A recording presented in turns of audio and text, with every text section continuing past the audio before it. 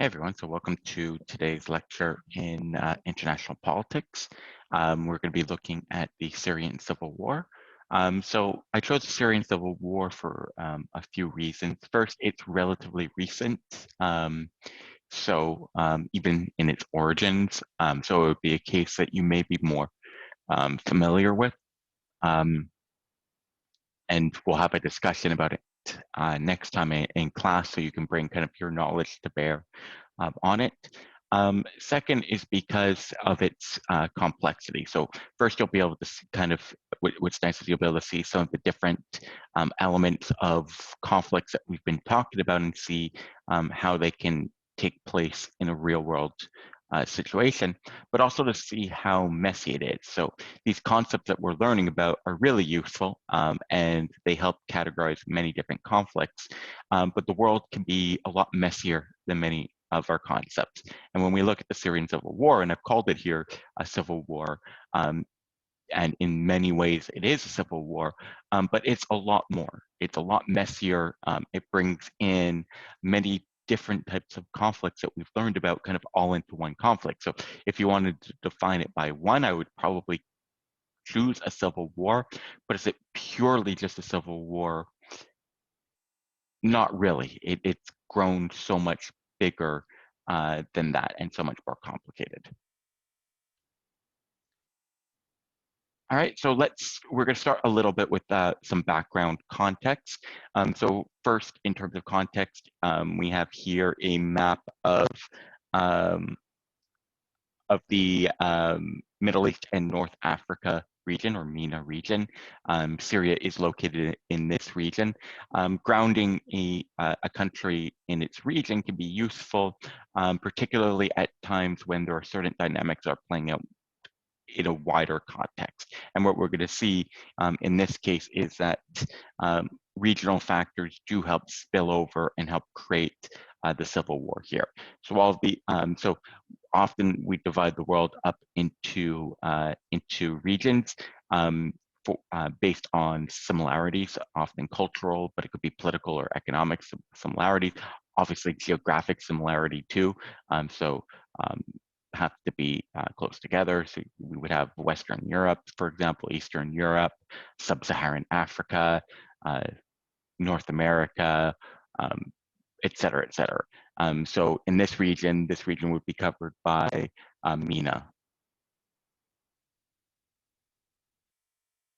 What's the context in Syria politically in 2011, kind of when the conflict breaks out? Well, al-Assad has been in power since 2000, and he succeeded his father. It's not a democratic government, so it's an authoritarian regime.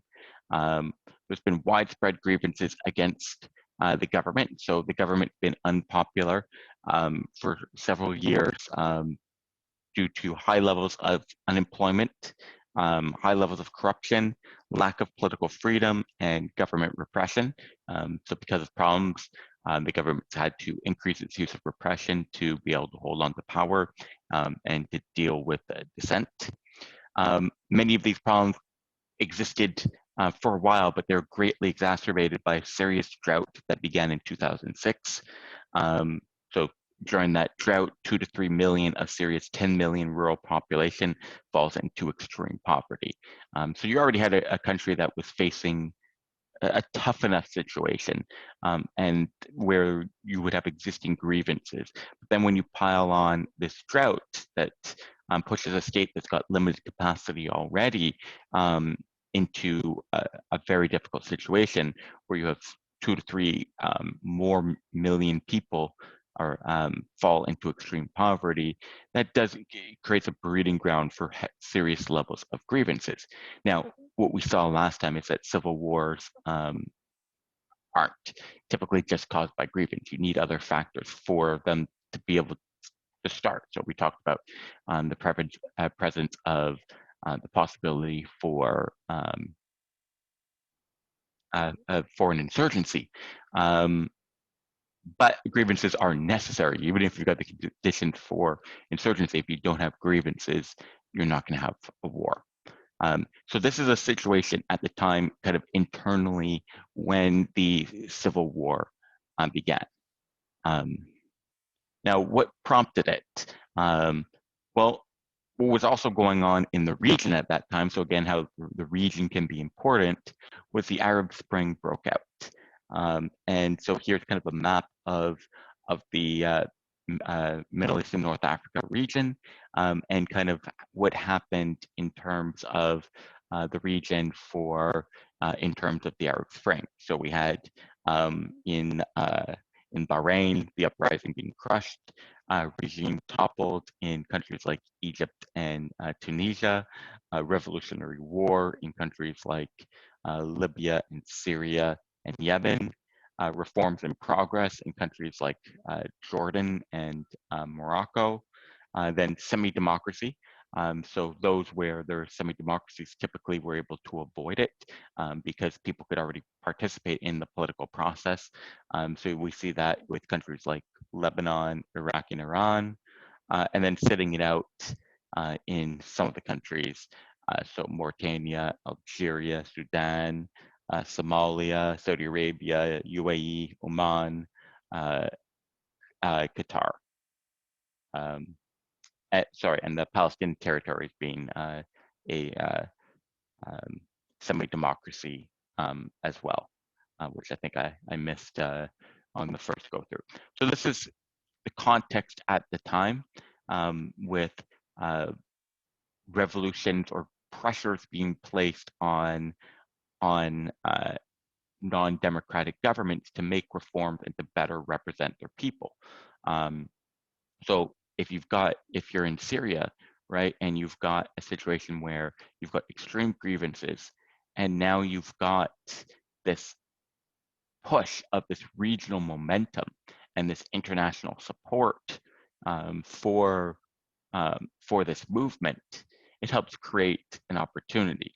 And James Fearon, who is a prominent scholar of international relations, argues that civil wars often start due to shocks to the relative power of political groups that have strong pre-existing policy disagreements. War then follows as an effort to lock in or forestall the other side's temporary advantage. So in this case, the government usually has high relative power vis-a-vis those who may oppose the government. But because of the kind of increase in relative power, the shock to the system by the Arab Spring, it gave an opportunity for opposition groups to try to seize more power, and the regime then may need to use war to prevent that, to prevent the, say, opposition groups from being able to take advantage of the Arab Spring moment or the Arab Spring opportunity. So we could see war then as kind of as the way to avoid kind of the changes due to the shock to the system. So now, would we eventually had a civil war in Syria anyways? Possibly. But something usually needs to catalyze it to make it begin at a particular moment. And this was about as good of a catalyst as you can find, about as good as a push as you could find for the war to begin. Now, the Arab Spring actually started relatively slowly in Syria, given how long and violent it's actually gone into Syria. May actually seem surprising given kind of early stages actually in Syria. So in 2011, when it was kicking up in other countries, it actually began with isolated protests. So not as much momentum as you saw early in some of the other countries. But the government, a major problem that ended up occurring here, when looking back, you could certainly make an argument for a mistake, was by how the government handled different protests.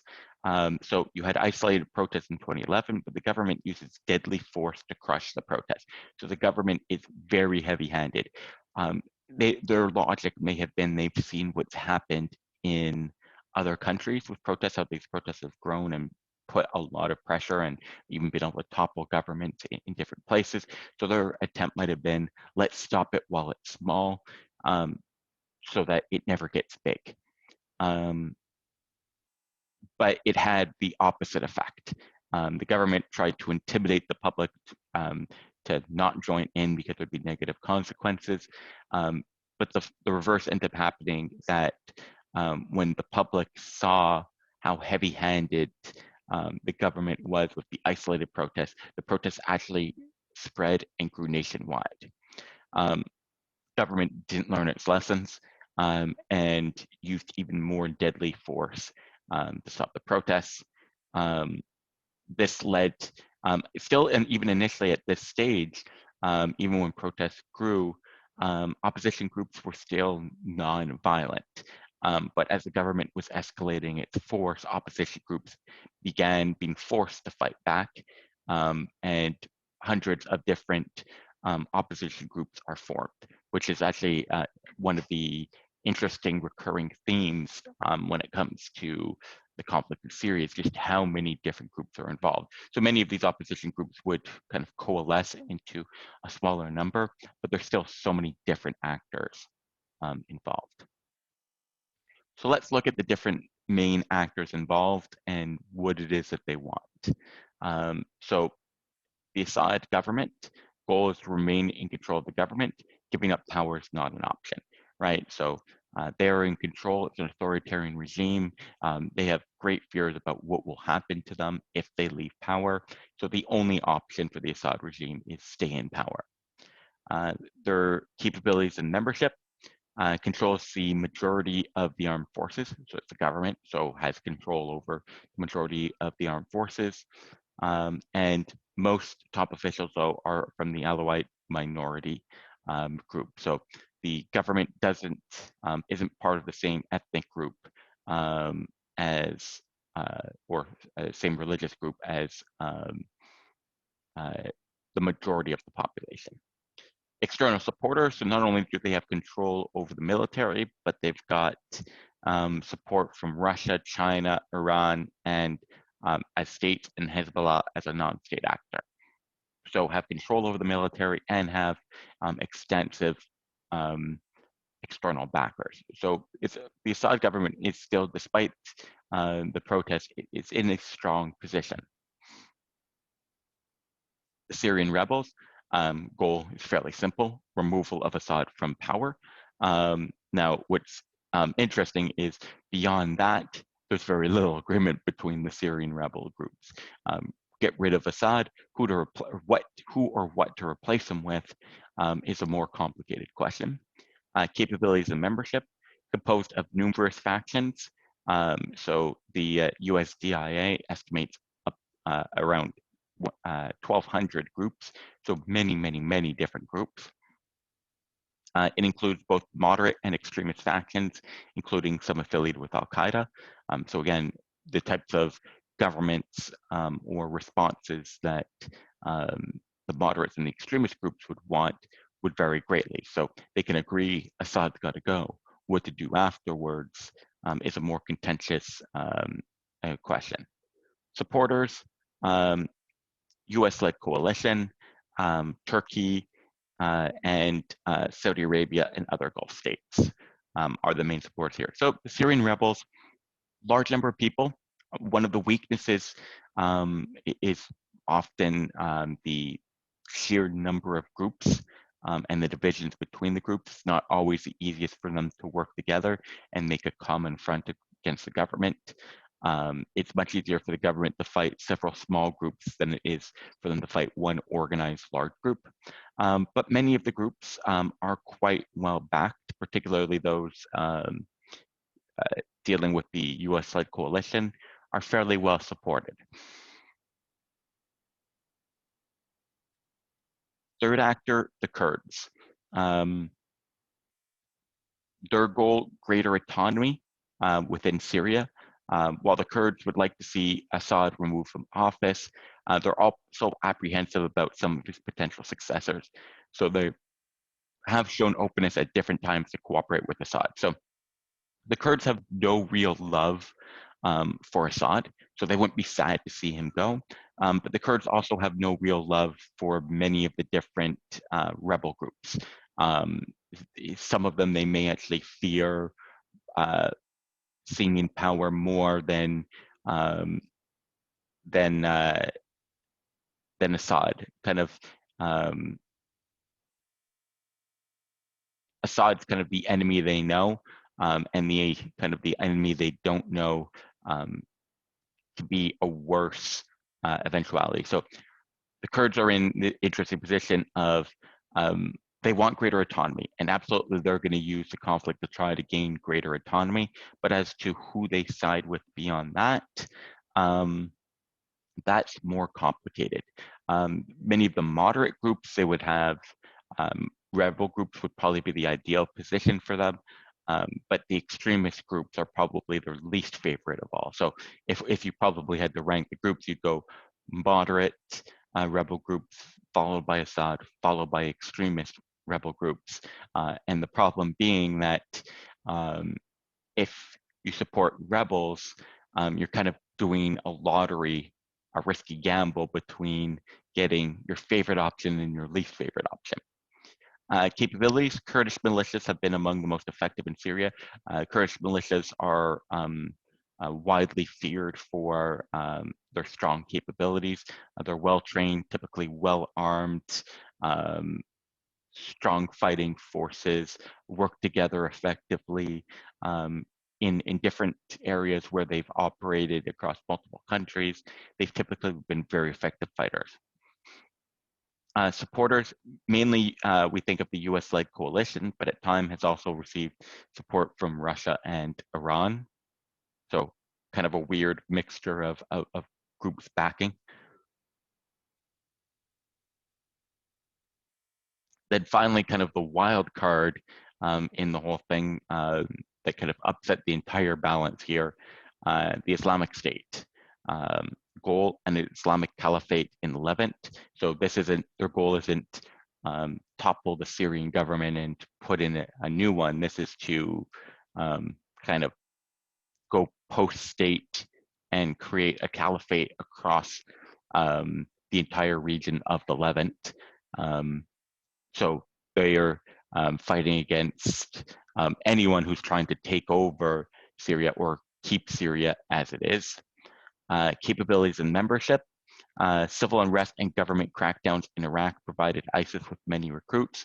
So initially the recruits came from Iraq due to high levels of discontent with the Iraqi government. And the civil war in Syria caused a power vacuum in many regions.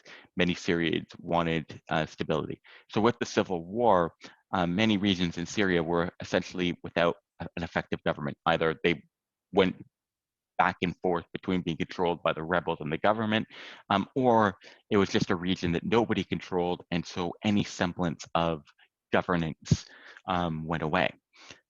So what happened in some of the regions, particularly closer to Iraq, was it wasn't that the people necessarily liked ISIS, but ISIS came in and did something that at the time the rebel groups and the government were unable to do, and they brought them stability. Again, the stability wasn't necessarily in the form that they liked, but they still did, they ran the government institutions in those areas and gave some semblance of an ordinary day-to-day life. Um, and so they were able to grow in size through civil unrest and government crackdowns, providing fighters in Iraq, and then a power vacuum that they could just flow into relatively unopposed in large parts of Syria. They also gained benefit of thousands of foreign fighters joining ISIS from around the world. Supporters, they had no state supporters, nor formal state supporters, but many non-state actors. So many individuals or non-state groups from abroad supported ISIS.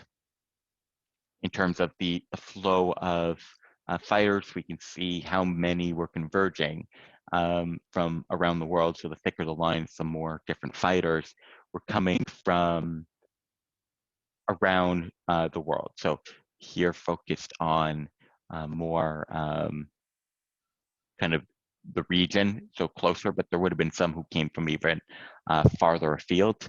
So this is a little bit more restricted, but we still see, many came from Europe, across Europe, from other parts of the Middle East and North Africa, and then even going out into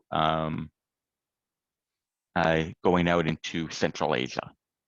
Smaller number, but still some coming from Central Asia. Now, there's also discussions about to what extent the Syrian conflict represented an ethnic conflict. So this is kind of a map of the region and kind of ethnic breakdowns.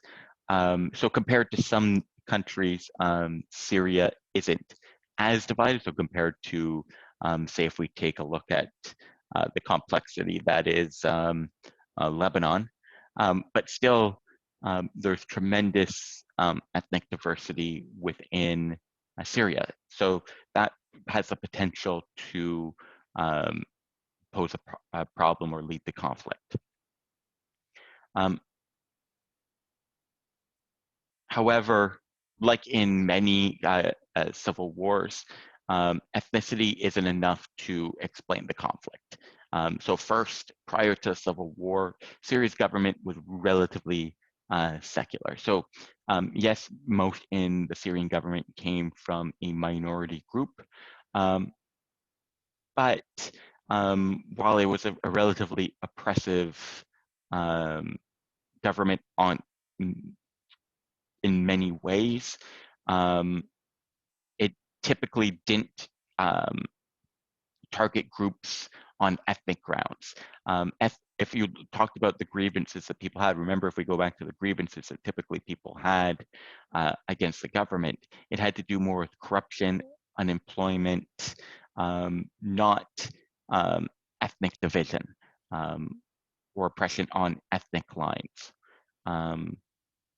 Most of the opposition groups then arose because of these political and economic grievances, not because of ethnic divisions or age-old ethnic hatreds. So that wasn't the root cause of this conflict, wasn't an ethnic division, but during the conflict, it did begin to play a greater role. So first, Assad played up the extremist nature of certain of the opposition groups and ISIS in an attempt to rally support and delegitimize the entire opposition. So for him, he tried to paint it internally and externally. So to try to get internal support, but also international support. It was, he tried to make the argument, I'm the one fighting the extremists, right? I'm fighting ISIS, I'm fighting Al-Qaeda.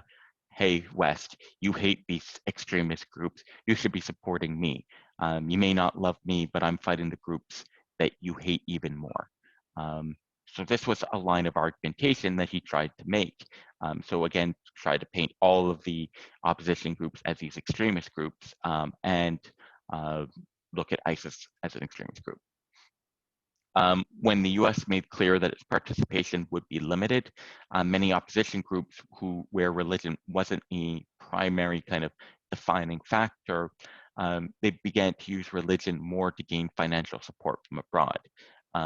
So if you identify as a particular religious group, if an opposition group, said that we're fighting for this, religious group, other members of the religion from abroad, particularly here they were targeting wealthier donors from the Gulf states.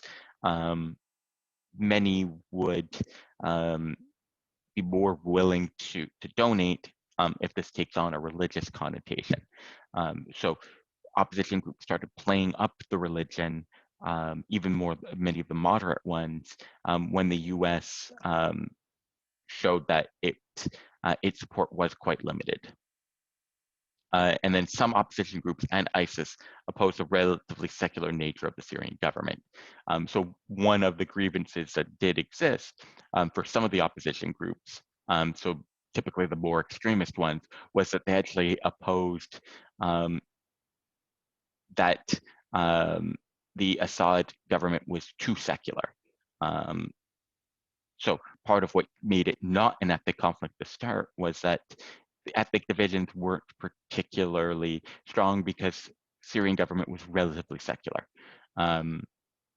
But some of the opposition groups wanted Syria to be a theocracy or be a religious state, have religion be more central in the laws of the state.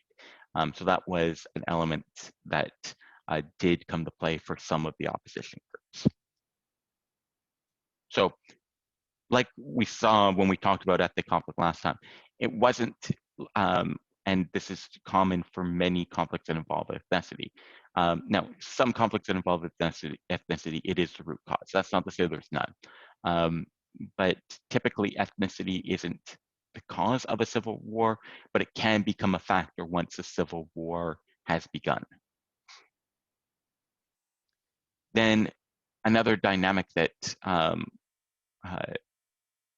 complicated the situation was that, yes, there was a fight over kind of a civil war over control, whether Assad would stay in power or opposition groups would have power, but it wasn't only Syrians who cared about this.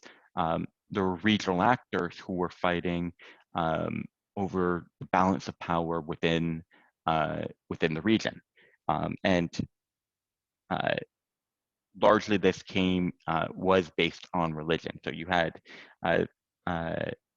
Saudi Arabia as kind of the regional great power representing Sunni Muslims, and then you had Iran as the dominant power representing Shia Muslims, and they've been kind of locked in a regional struggle for a while now over regional balance of power. Both would like to be the great power in the Middle East region.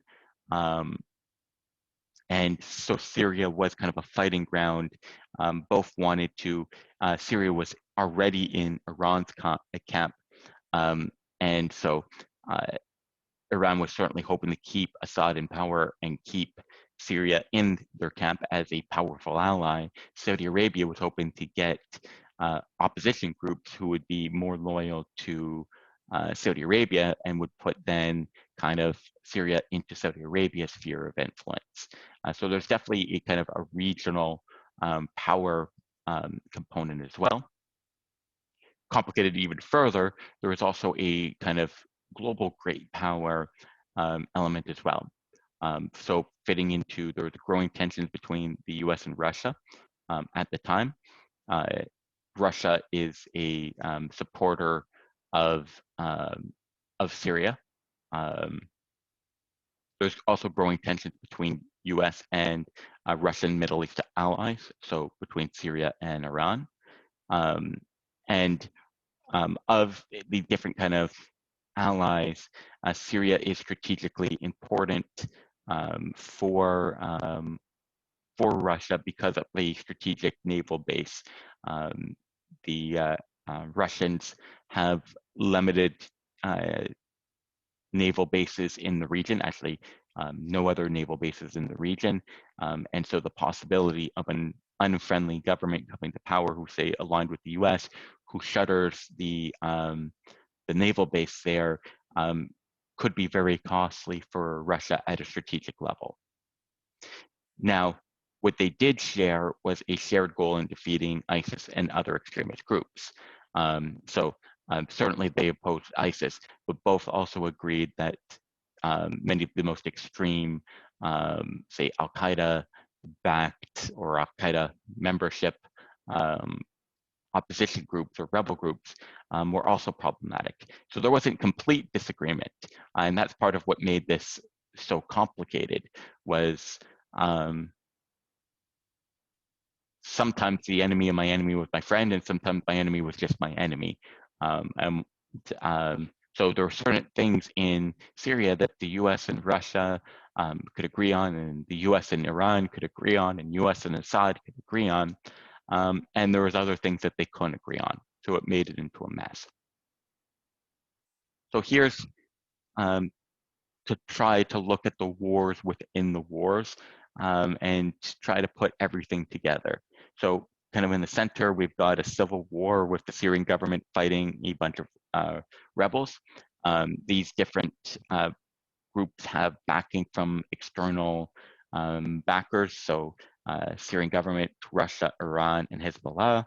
And rebels have got the US-led coalition, Turkey, and the Gulf states. Beyond a civil war, there's also a sectarian war element between different between Shia and Sunni Muslims. So you've got Iran, kind of the Assad regime, and Hezbollah on one side, and then the Gulf states, rebels, and ISIS on the other side. However, even within the Sunni camp, you've got you've got ISIS and the rebels are fighting against each other.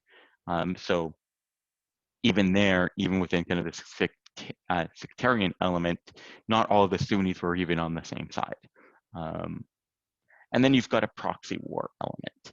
So you've got the Gulf states and the US on one side, and then you've got Hezbollah, Iran, and Russia on the other side. And in terms of the proxy war, you've got it at two levels. You've got the regional war, which is more kind of the Iran and Hezbollah versus the Gulf states led by Saudi Arabia. And then you've got more the kind of the global element of the US and Russia fighting for wider dominance. So hopefully that makes sense. I know it's complicated, but hopefully this puts it all together. But it's not that simple. So here's the different actors who are involved. So just when you thought that you may have it all down, so here's kind of the red lines are attacking, and then the others are supporting. And this is where it just gets messy and confusing. The only simple part is everybody pretty much is attacking ISIS. Or if they're not attacking ISIS, they're at least not supporting. Nobody is supporting in this ISIS, even if they're not attacking them. But let's take a look, for example, at some triangles of complication, right? So let's look at, for example, the US, Turkey, and Syrian Democratic Forces, YPG, and PKK. So kind of the Kurdish factions. So US and Turkey are allies. They're supporting each other. The US is supporting the Syrian Democratic Forces and the YPG. Turkey is fighting them. Let's see. Okay. Other ones that are complicated. Okay, so Free Syrian Army, which is one of the rebel groups, is supported by the US. It's supporting or working with, to a certain extent, the kind of the formerly al-Nusra brigade, so kind of the al-Qaeda linked rebel groups who are being who the US is fighting against. So you got a weird triangle of the US is supporting one group, fighting the other group, but the Free Syrian, but those two rebel groups are supporting each other.